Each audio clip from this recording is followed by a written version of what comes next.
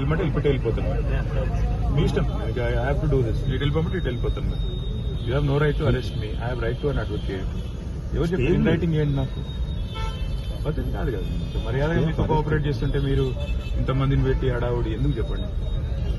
Right to an advocate. ఆడ పోయినాక వాళ్ళని చెప్పమని మీరే మీకు చెప్తుంది. ఏసీ యూఆర్ నాట్ ఏసీపీ, వాళ్ళు ఏసీపీ. వాళ్ళు చెప్పండి నాకు, నేను వాళ్ళని అడుగుతాను కదా, వాళ్ళు చెప్పండి నాకు. లేదంటే ఇటు వెళ్ళిపోతాను మరి మీ ఇష్టం. It your wish. Extensive arguments ACB చేసి జడ్జిమెంట్ రిజర్వ్ అయ్యింది.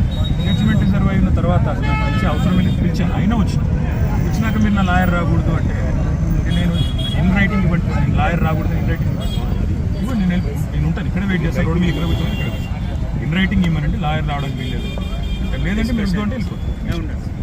లేదు మీకు లెటర్ ఇచ్చి వెళ్ళిపోమంటే మీకే లెటర్ ఇచ్చి వెళ్ళిపోలేదు.